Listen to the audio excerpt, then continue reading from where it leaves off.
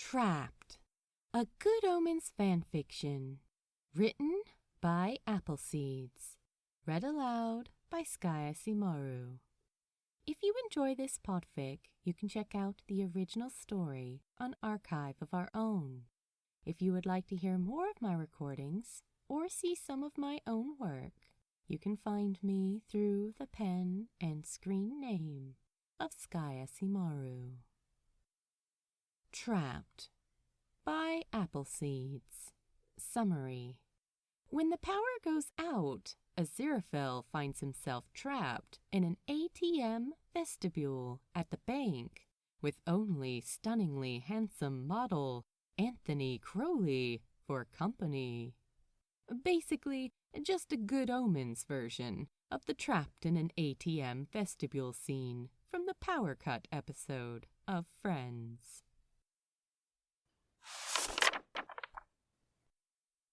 Aziraphale folded his wallet closed and returned it to his pocket. The bank had been his last stop for the evening, and he was looking forward to returning home and curling up under a blanket with a good book and a nice hot cup of cocoa. The weather had been horrendous all day. Driving rain, powerful gusts of wind, thunderstorms on and off, and he couldn't wait to get into the warm and dry, to close the door behind him and shut it all out. Just before he reached the doors, the lights flickered for a moment, and then went out completely, plunging the ATM vestibule into darkness. Aziraphale froze, his muscles tensing for a few seconds, until the emergency lighting came on. He took the last few steps towards the automatic doors, but they didn't respond. He tried opening them manually, one by one, until there were none left to try, having no success with any of them. "Oh, this is frightfully inconvenient," he lamented, setting his shopping bags down on the floor and turning around to see who else might be trapped with him. His eyes widened as he took in the appearance of the only other person there, a man he would surely have recognized anywhere. Tall, trendy, dressed all in black, with snakeskin boots and sleek copper-red hair, half pulled up into a bun, the kind of hair Aziraphale couldn't help but want to run his hands through. It was Anthony Crowley. "You've got to be kidding," Anthony grumbled, rolling his eyes and glaring towards the heavens. They exchanged a brief, acknowledging look. Anthony's conveyed his frustration with the situation. Aziraphale's was intended to convey disappointment and resignation, although, to be honest, he would have settled for it successfully conveying anything other than, "Oh my God, it's Anthony Crowley!" Anthony sighed heavily and tugged his phone out of the pocket of his jeans, which required considerable effort since they were so unfathomably tight. Aziraphale idly wondered how on earth he was going to survive this. There was no way of knowing how long he might be trapped in here. Trapped in here with Anthony Crowley. Anthony Crowley was a model. Surely the most highly sought-after model in the entire world. If Aziraphale was slightly biased on the basis of his intense attraction to the man, that was neither here nor there. It was no wonder that Anthony had achieved such a high level of success in his career. He was graceful, elegant, and absolutely stunning, not to mention unique. Aziraphale had a particular fondness for his hair, which, over the years, he'd seen worked into more styles than he would have been able to imagine, each as lovely as the last. Aziraphale abruptly realized that he was staring, but thankfully Anthony was occupied with something on his phone. Oh, good Lord, he really was extraordinarily handsome. He looked even more incredible in person than in any of the photographs Aziraphale had seen. Aziraphale could hardly berate himself for feeling starstruck. The man was an icon, and he was standing right there, leaning casually against the wall, so artistically that it could have passed for a pose at a photo shoot. The shirt he was wearing beneath his jacket had a low, plunging neckline, offering Aziraphale a tantalizing glimpse of his chest hair. Anthony raised his head, lifting his phone to his ear, and Aziraphale panicked and hurriedly grabbed a pamphlet about mortgages, pretending to read it.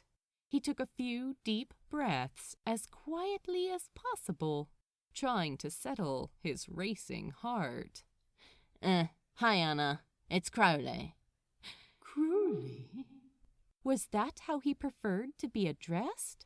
Aziraphale would have to keep that in mind in case he ever wanted to fantasize about something that involved using the man's name.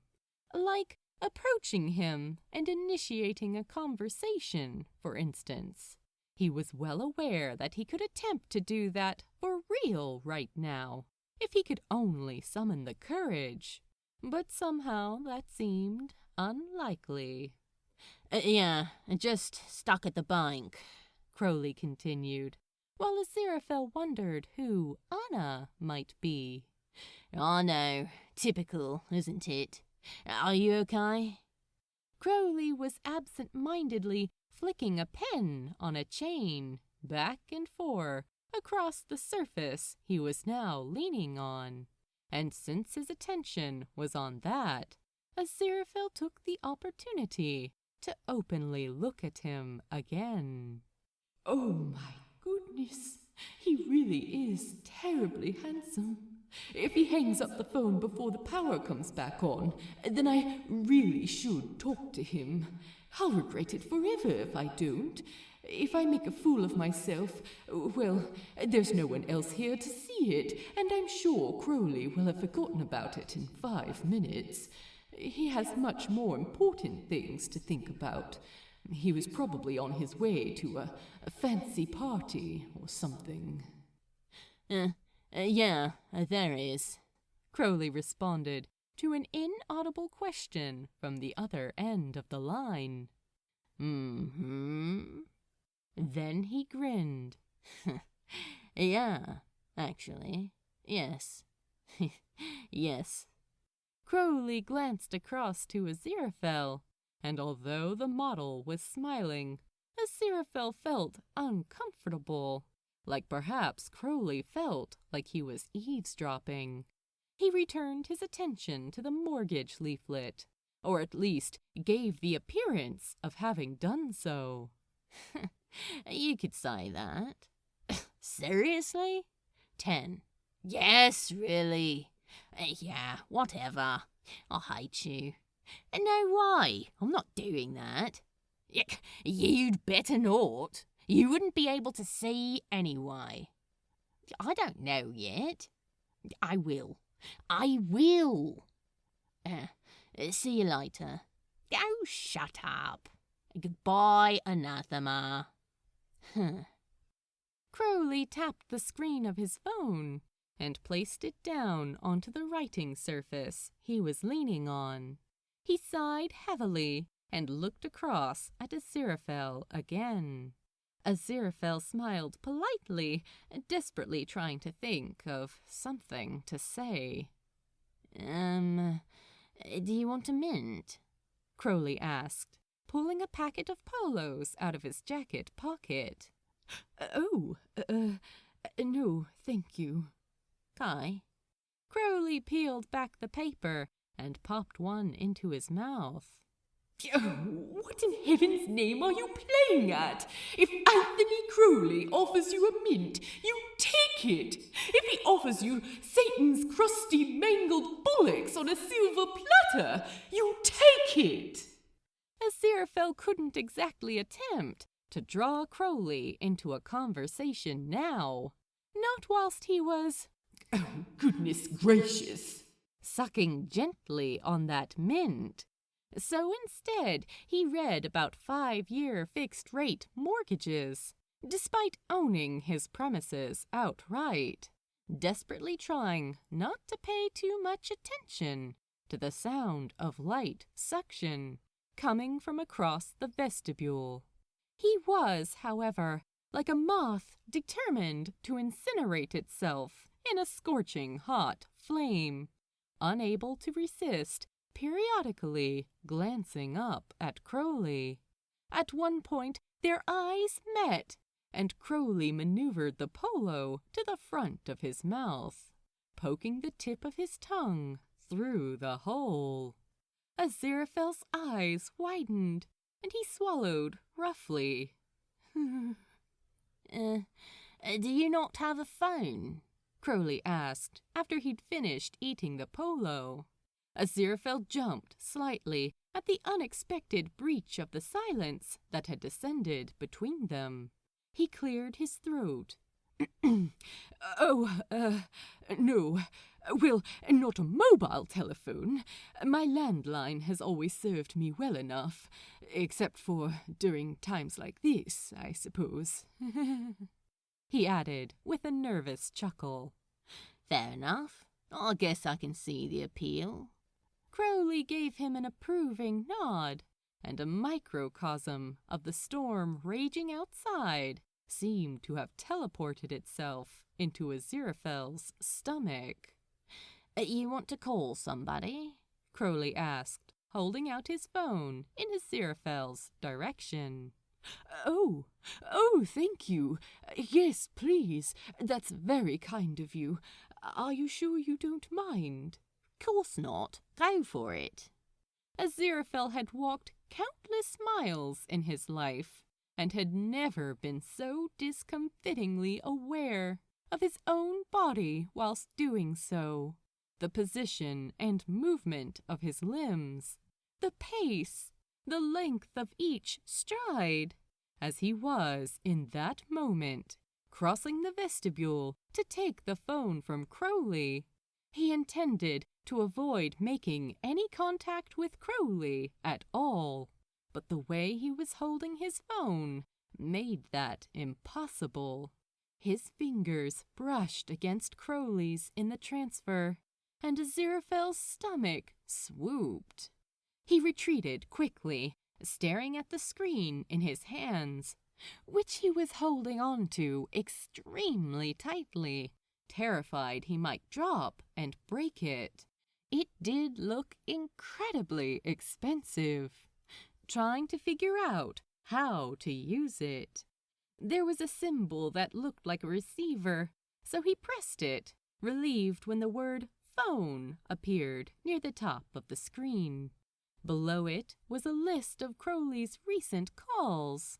Aziraphale resisted the temptation to look at the names too closely as he tried to figure out how to use the phone to dial a particular number. There weren't any buttons to press. You okay? Oh, yes, thank you. I'm just, how does one dial a number? A lazy grin spread over Crowley's face, and he pressed his palm against the wall, launching himself off it and sauntering over to Aziraphale, sidling up closely beside him. Aziraphale's breath caught and his heart jolted, adopting a disconcertingly fast rhythm. He held out the phone, but Crowley didn't take it from him, instead leaning over him, so close that their bodies brushed against each other. He pressed something on the screen, and suddenly the keypad with the numbers on it appeared. There you go, my lovely, Crowley said softly, withdrawing slightly with a fleeting touch to Aziraphale's lower back, but still standing closer than Aziraphale could handle. Aziraphale could feel his cheeks burning. Not just his cheeks, in fact, although they were the part of him that he was particularly worried about Crowley seeing.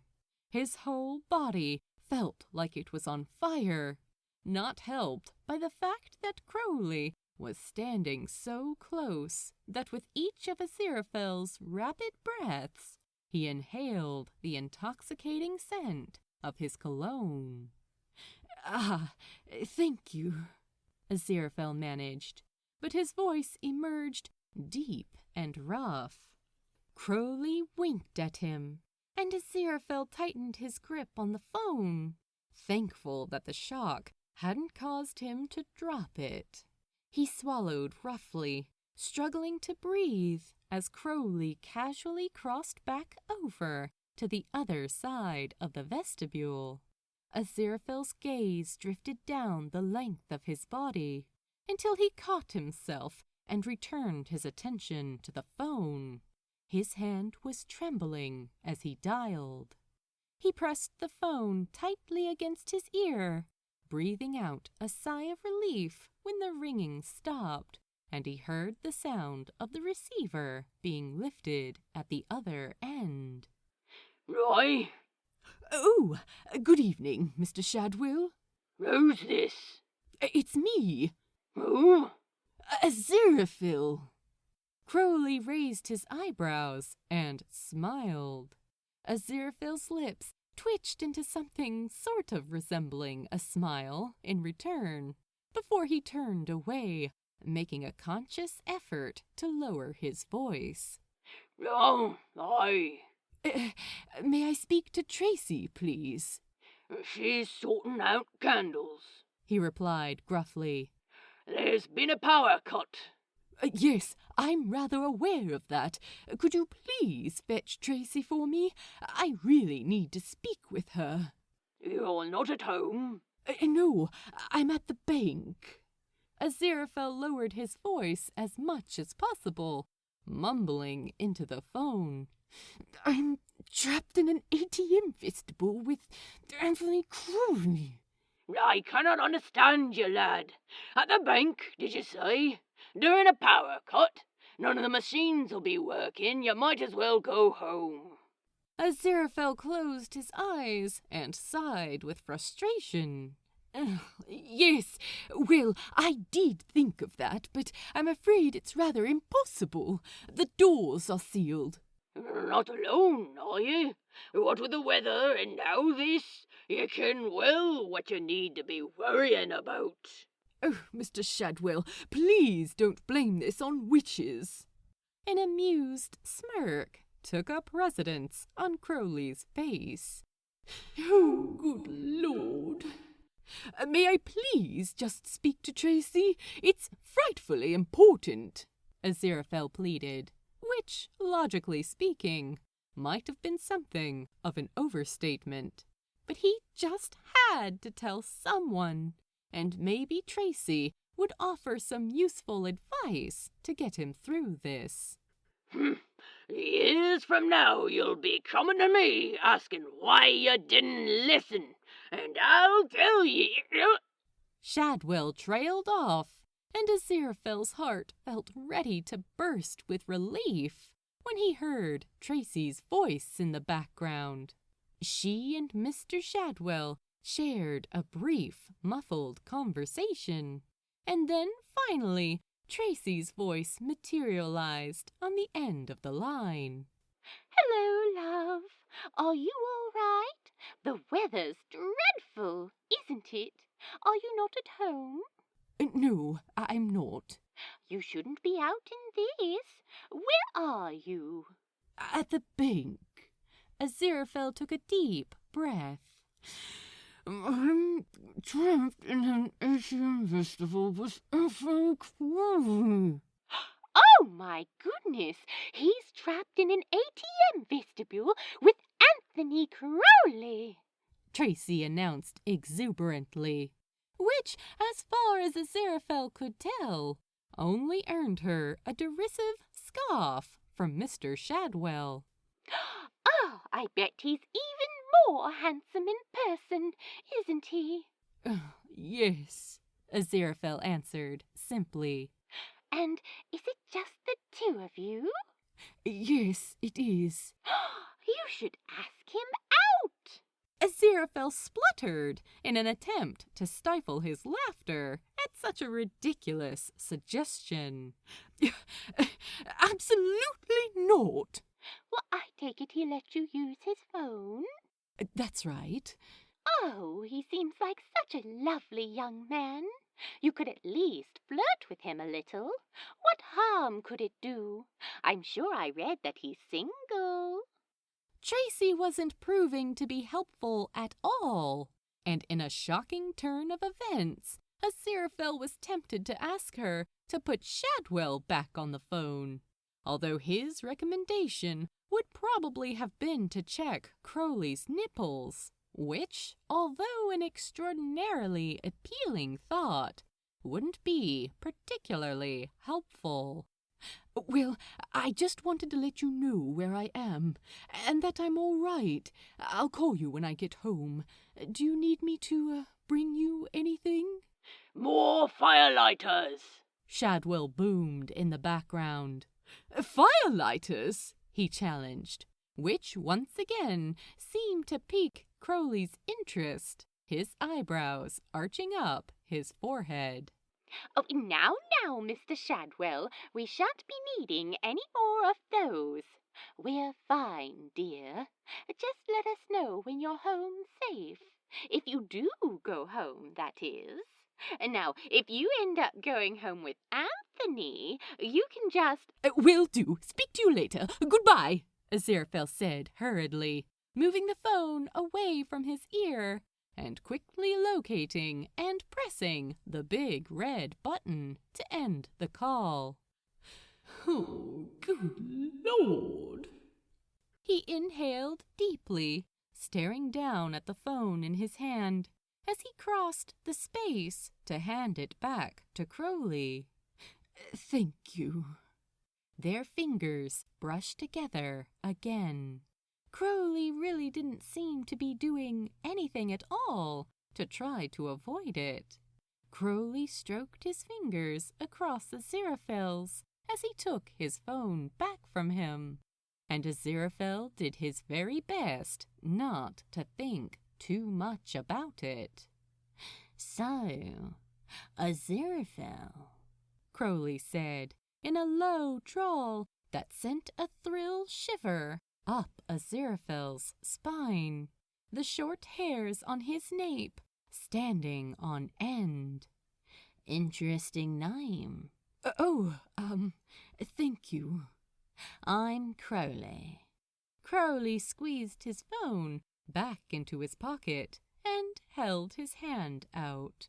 Aziraphale took a moment to mentally prepare himself before he took it, firmly shaking Crowley's hand. Not too firmly, he hoped. It's nice to meet you, Aziraphale ventured politely. You too. So, what's the plan when you get out of here? Off to burn some witches, are you? Oh dear, no. I'm afraid Mr. Shadwell is rather... Aziraphale cleared his throat while he searched for an appropriate word, eventually settling on eccentric. Friend of yours? A friend of a friend, really. Well, it's complicated. I'm intrigued. Oh, why? Why is he still talking to me? Aziraphale had, regrettably, already run out of the mental energy required to continue the conversation, the storm still raging within his torso, and just smiled politely in response. Crowley, however, was apparently undeterred. So, he drawled, What should we do to pass the time until we can get out of here? Oh, I'm not sure. Do you have any ideas? Plenty, Crowley replied, his voice deep and low. I'm sure we could have a lot of fun together. He was looking Aziraphale right in the eye, and Aziraphale squirmed under the intensity of his attention. Maybe this was why Crowley was so often wearing sunglasses in his photographs. His eyes were dangerously mesmerizing. Crowley drew the corner of his lip into his mouth. Oh dear, just try to keep breathing. And turned away, glancing around the vestibule as if searching for some kind of inspiration, despite his assertion that he already had plenty of ideas. How about hangman? Ah, a word game. Excellent. That would keep them occupied, stop everything from feeling so awkward, and would hopefully prevent Aziraphale from doing anything to make a fool of himself. Crowley was a genius. That's an excellent idea. Crowley grinned and extracted a deposit slip from the plastic stand mounted on the wall, setting it down on the writing surface. You want to go first? All right. Aziraphale picked up the pen attached to the chain, quickly choosing his word and mentally counting the number of letters. He drew out 9 dashes on the deposit slip. Crowley's first suggestion was an E, which Aziraphale entered into positions 3 and 9. But Crowley's next 3 choices didn't appear at all, allowing Aziraphale to draw the frame for the imminent hanging. What kind of a word that long doesn't have an S, a T, or an R in it? Crowley challenged. Quite a few of them, I should imagine. Oh, yeah? I believe so, yes. Nah, I think you're cheating. Crowley's tone rather suggested that he was teasing him, triggering a rush of warmth that coursed through Aziraphale's body. He subtly adjusted his collar. I assure you, I'm not. Crowley leaned in close, narrowing his eyes at him for a moment. Aziraphale tried to look innocent, although most of the thoughts Crowley's proximity and intense stares were eliciting were far from what could be described as innocent. Crowley began pacing around the vestibule, collecting leaflets from various stands, then returned to the writing surface and slapped them down onto it, one by one. Mortgages, pensions, savings, he hissed playfully. Interest, credit cards. Aziraphale didn't point out that was actually 2 words, quite enjoying watching Crowley, who actually seemed to be rather enjoying himself, trying to prove him wrong. For the first time, Aziraphale found himself hoping the power would be off for quite a while. He understood what Crowley had meant now, and agreed that they certainly could have some fun together. Investments, insurance, currency, business, payments, transfers. See, you know I'm right. I have evidence. Again Crowley elongated the sibilant. All right, I see your point, but I'm afraid that just like evidence, Aziraphale said cheekily, surprising himself and earning him a scandalized look from Crowley. This word doesn't have an S, a T, or an R in it. Are you absolutely sure? Quite sure. Starting to regret suggesting this, Crowley grumbled lightly. Aziraphale smiled. You may have a point, though. All of those words had an S, a T, or an R in them, too. Crowley growled, prompting Aziraphale's breathing to quicken. He licked his lips, his mouth suddenly feeling dry. Fine. I'll try another vowel then. A. Although that guess proved to be successful, with an A slotting in at position 6, Crowley's man had been hanged, even when Aziraphale had allowed the addition of eyes, a nose, a mouth, and, apparently, in honor of Mr. Shadwell, a witch's hat, before he was able to guess the word ineffable. Okay, yeah, I officially do regret suggesting this. What does ineffable even mean? Well, it's like something unknowable. Like the word ineffable? Crowley interjected. Beyond our understanding and incapable of being put into words, Aziraphale concluded. Okay, but you can put it into words. You'd say it's ineffable. That's how you'd describe it, right? So how does that work? Well, it means a phenomenon is so complex and extreme that you can't fully and accurately describe it. It specifically, I mean. Nah, you're making it up. You want to know a phenomenon too extreme to put into words? Your propensity, which is an excellent word with proper letters in it, by the way, to cheat. It didn't feel like Crowley was being serious, but Aziraphale couldn't help but worry that he was annoying him. He'd been convinced it would be more awkward not to engage in the banter with Crowley, but now he was second-guessing his decision to reciprocate his teasing. I'm sorry. We don't have to do anything together. I'm sure you have plenty of interesting things on your phone to keep you entertained. Would you like me to leave you alone? He asked sheepishly. What? No, of course not. Sorry, I was only teasing. Crowley gently touched Aziraphale's upper arm. Oh, Lord, please help me. I suppose, if I'm being completely honest, I might have heard the word ineffable before, he conceded. I'll get my revenge, though. Gonna give you something really hard. Aziraphale swallowed. Oh? Yeah, you ready for it? It's a big one.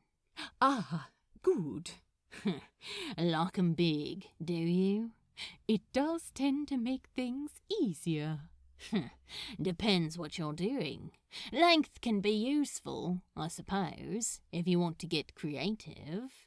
And not only that, but longer words tend to contain a more diverse array of letters. Right, yeah, of course. Crowley's cheeks had reddened slightly, and he tucked his hair behind his ear.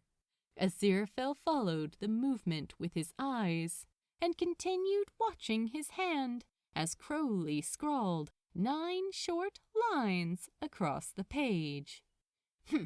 There you go. S, Aziraphale began. Obviously. Crowley wrote an S in the 3rd position. T. Bastard! Using my strategy against me. Crowley added 2 T's to the word, giving --st --T. Say R next. I dare you. No, I don't think I shall. E.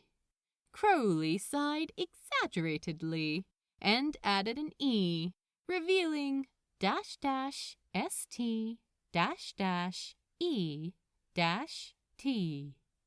May I guess a word now? Yeah, but if you get it wrong, I get to start hanging you. I'm not sure that's how the game works. Pretty sure it does. Very well. I don't think I have anything to worry about, though. Postulant. How? Right, that's it. That's enough, hangman, Crowley announced, scrunching up the deposit slip. And don't think I stand a chance against you. What are you, an English professor or something? No. I run an antiquarian bookshop. Well, you see, that explains it. Surrounded by words all the time, aren't you? You should have done antiquarian. At least that has a T and an R in it. That means old, right? Is that why you're dressed like that? It all emerged like a stream of consciousness, as if Crowley was simply articulating each thought as it popped into his head. Aziraphale crossed his arms over his middle, self-consciously. Crowley was so stylish. Well, of course, he was a model, after all. And the thought that he'd even noticed what Aziraphale was wearing left him feeling uncomfortably conspicuous and induced a prickling sense of unease at the base of his spine. No, not particularly. I've always preferred to dress this way, Aziraphale explained, his demeanor subdued. His pulse quickened when Crowley's gaze drifted down the length of his body and back up again. Yeah? I love it. It's unique, stylish. Suits you too. Aziraphale scoffed. Oh, you don't have to say that. It's true. Brings out your eyes. They're stunning. Crowley shuffled closer and leaned in, peering into Aziraphale's eyes. Aziraphale tensed and held his breath, shaking his head, since a verbal dismissal would have been quite impossible. You should trust me. I know about these things. I'm a model. I know, Aziraphale admitted quietly, still reeling. He'd always somehow had the impression that deep down Crowley was quite sweet, and meeting him had solidified that belief even more. It was very kind of Crowley to pay him a compliment, even if it couldn't possibly be true. He probably just noticed that Aziraphale was feeling self-conscious. Really? Crowley asked softly, as though he was actually surprised. Then again, he might just have been surprised that Aziraphale had encountered any images that had been taken with a digital camera, rather than the kind that had involved holding a pose for 30 minutes. Of course. Thank you. Do you enjoy it? Aziraphale asked, having now decided that he didn't want the conversation to end. He had a feeling that the silence that had seemed relatively comfortable at the beginning of their confinement together would now feel incredibly awkward. Yeah, it's all right. Do you enjoy selling old books? Not particularly. I'd rather I got to keep them all. Crowley laughed openly, throwing his head back slightly, and Aziraphale's breath caught. He realized he'd never seen him like that, so expressive and unguarded, so authentic. He felt incredibly privileged to witness it. It sounds like you'd rather be a librarian. Oh, but then people would borrow the books, Aziraphale responded, his voice pained. And get their grubby fingerprints all over them, Crowley added, wiggling his long, slender fingers in the air. That's a very good point. Crowley shuddered suddenly and pulled his jacket more tightly around him. Aziraphale pouted sympathetically. Are you all right? Yeah, fine. Just cold. Oh, I assume the heating went off with the power. Yeah, if we're trapped in here too long, we might need to huddle together for warmth. Crowley raised his eyebrows, and Aziraphale forced a chuckle. Crowley had clearly meant it as a joke, and certainly wouldn't have intended for Aziraphale's thoughts to head in the direction that they did. It would have been terribly awkward if Aziraphale had just stared at him in response. I'm sure it won't come to that, he managed, trying not to acknowledge the images that had materialized in his mind's eye of those long arms wrapped around him, holding him close. Probably not, but for the record, I wouldn't be averse to the idea. Aziraphale's mouth twitched into a brief, acknowledging smile. Crowley really must be cold. It was no wonder, really, dressed like that, his neck and the top of his chest exposed. Aziraphale realized he was staring again and forced himself to look away. But seriously, the man really could do with at least wearing a scarf when the weather was like this. Wait, I have a scarf, Aziraphale thought, remembering the spoils from his earlier shopping trip. Said scarf was, however, thick, woolly, and tartan, so he wasn't sure if Crowley would even want it, but he should at least offer. I bought a new scarf earlier. Why don't you wear it? That should help a bit. Really? Yeah, that'd be great. Thanks. Aziraphale rummaged around in his shopping bags and retrieved the scarf, carrying it over to Crowley, who lifted his hair up away from his neck and just held it there, not making any move to take the scarf from him. Oh, he wants me to do it. Oh, good heavens. Aziraphale swallowed and stepped as close as he dared, looping the scarf around Crowley's neck and resisting the urge to pat it down against his chest. Crowley smiled sweetly and settled his hair around his shoulders, seeing his tartan scarf contrasting with Crowley's all-black attire, made Aziraphale experience a strange sense of pride. Is that any better? Much, thanks. You're a sweetheart. The storm raging in Aziraphale's stomach intensified, and he could feel his cheeks flushing even more than they had been already.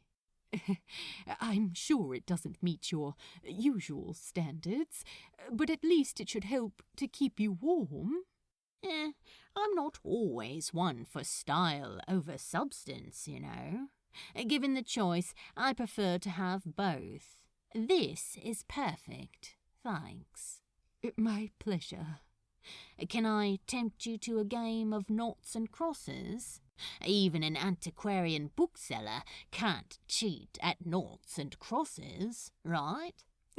I wasn't cheating, Aziraphale protested indignantly, huffing when Crowley's lips curled into a smirk, realizing he'd allowed himself to be baited. Crowley seemed very playful, which just rendered him even more extraordinarily tempting. Very well. I'll get another deposit slip. After 10 games, it had become apparent that whoever got to go first would inevitably win, and so there seemed little point in continuing. Crowley sighed, closed his eyes, and leaned his head back against the wall. Did you have somewhere important to be this evening? Aziraphale asked quietly. Was on my way to my friend Anathema's house, and she just got engaged. Oh, that's lovely. Yeah, though it wouldn't surprise me if her fiancé was responsible for this. Crowley waved his arm around a bit. The power cut? Does he work for the electric company? Crowley barked out a laugh. Ha! No! God, I can't even imagine. He'd have been fired on day one, probably after burning the whole place down. Oh dear. A decent bloke, though, and he makes Anna happy, so that's good enough for me. Crowley paused and blew out a long breath. How about you? Were you on your way anywhere? Just home. I was rather looking forward to curling up in the warm with a book and some hot cocoa. Sounds amazing. Crowley shivered violently again and clutched his arms tightly around his body. Fuck, it's freezing. How aren't you cold? I'm wearing a lot of layers. Crowley's eyes flicked down and back up again, triggering a burst of heat inside Aziraphale that was, undoubtedly, the real reason why he wasn't feeling the cold. He imagined it would be quite impossible not to feel warm in close proximity to Crowley for such an extended period of time. Crowley adjusted the scarf, tugging the ends of it so it wrapped more tightly around his neck.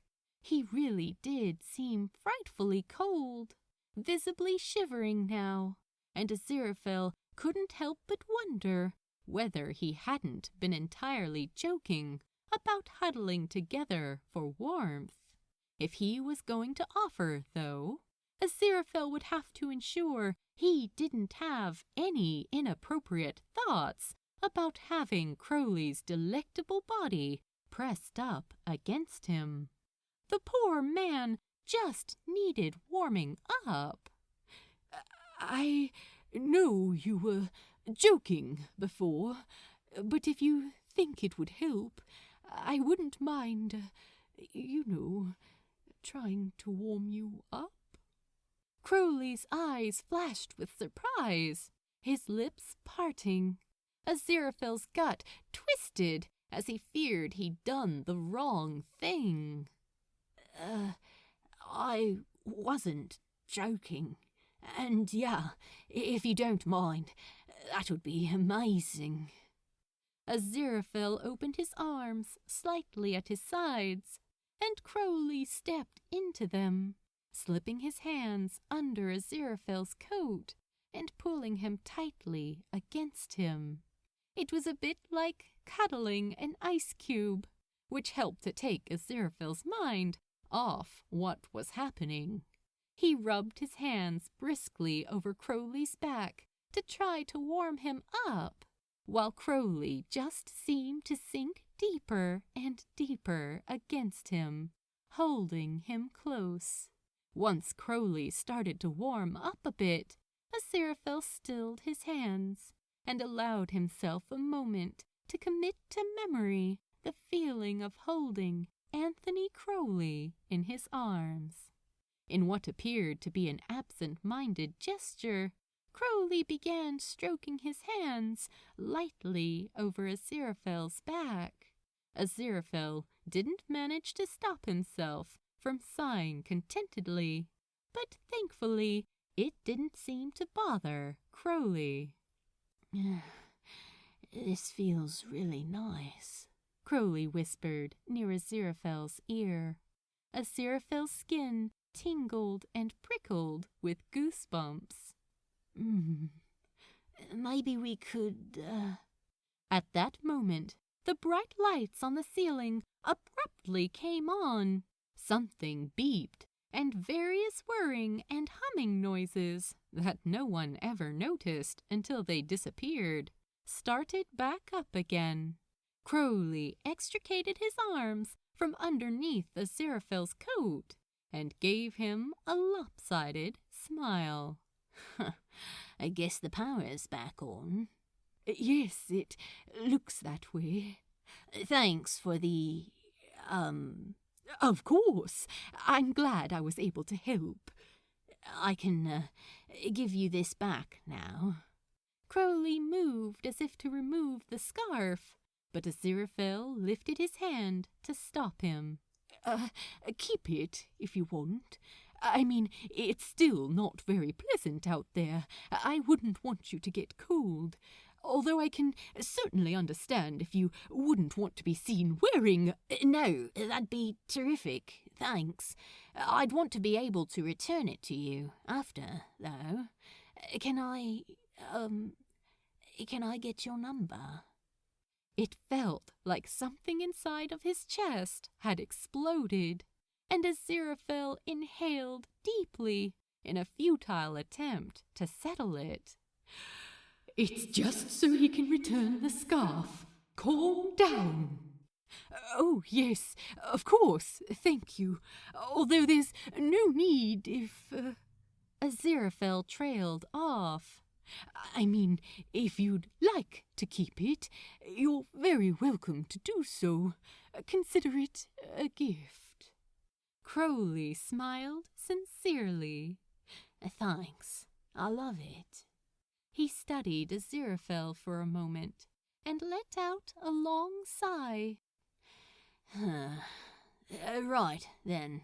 I guess I'd better be going before the power goes off again.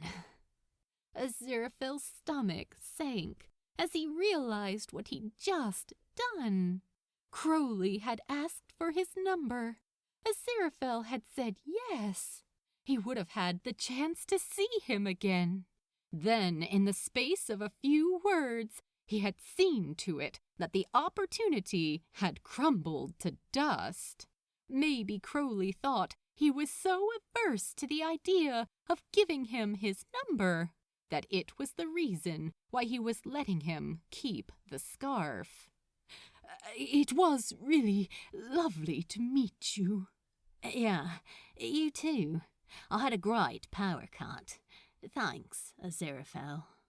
Hearing Crowley say his name again made Aziraphale feel even warmer. His heart felt heavy as he realized it would almost certainly be the last time. So did I. Thank you. Enjoy the rest of your evening. You too. Then Crowley was just looking at him again, like he was waiting for him to do something. But Aziraphale really wasn't sure what it was, so he ended up just staring back at him. Crowley walked over to where Aziraphale had left his shopping bags, scooping them up and passing them to him. Oh, that's what he was waiting for. Thank you. Crowley smiled at him before leaning in close and pressing a delicate, lingering kiss to his cheek. Aziraphale gasped quietly, feeling a little dizzy, his unoccupied hand instinctively reaching out and resting on Crowley's waist as he attempted to steady himself. Thank you, Aziraphale repeated, his voice a little croaky this time. Crowley studied him again for a moment, then returned to the writing surface they'd been leaning on to play their games, gathering up the slips of paper. Oh, how thoughtful of him to not want to leave a mess. Feeling conspicuously unhelpful, Aziraphale decided he should gather up the pamphlets that Crowley had gone around collecting earlier in an attempt to prove the frequent occurrence of his chosen letters in Hangman, returning each of them to their proper holders. When he'd finished, he turned back to Crowley, who was holding one of the deposit slips out towards him. Aziraphale took it and peered down at it, his heart leaping into his throat when he saw that Crowley had written his phone number on it, accompanied by a little heart. In case you change your mind and decide you want the scarf back, or, if there's anything else. You don't have to use it or anything, it's just, if you wanted to. Aziraphale's heart was pounding fiercely now, and he was pretty sure he was trembling. Thank you, he breathed, and Crowley gave him a beaming smile. I'm really glad I got trapped with you. Enjoy your book and your hot cocoa. I'm pretty jealous, to be honest. Oh, well, I actually have some nice hot cocoa powder here, if you'd like, Aziraphale began, once again rummaging in one of his bags. Crowley rested his hand gently on his arm, stilling Aziraphale's movements. I'm not jealous of you. I'm jealous of the book and the cocoa. Aziraphale furrowed his brow. Why? Crowley breathed out a self-conscious laugh and adjusted the scarf again. He licked his lips and shuffled a little closer. Well, the book gets to lie across your lap while you gaze down adoringly at it. And the cup of cocoa, well, I should think that's obvious, Crowley whispered. The lines across Aziraphale's forehead deepened even more. Or not. Shit, sorry, I know I'm no good at flirting. What? Aziraphale squeaked. That couldn't be right. He must have misunderstood. You were flirting with me? Crowley laughed. Well, I guess that proves my point. Been trying to flirt with you all night. Oh. Look, no pressure, but I'd really like to see you again. So if you fancy it, give me a call. We could go out for dinner or something. I'd really like that. Crowley's face brightened, and he released a long breath. Yeah? Okay, great. Well, I'll see you soon then. Aziraphale nodded, completely at a loss for words. Good night, Crowley. Night, Aziraphale. Aziraphale watched as Crowley approached the automatic doors, which actually opened this time, turning to wave at him before disappearing out into the night. Aziraphale took a deep breath, trying to steady himself, not quite believing any of it had actually happened. He glanced around, then stared directly into the security camera. Hello. My name is Aziraphale C. Phil. I have both a business and a personal account with you. I assume that the security cameras were working on some kind of backup power just now. So if you did manage to capture any of that, well, I would really appreciate a copy of the tape.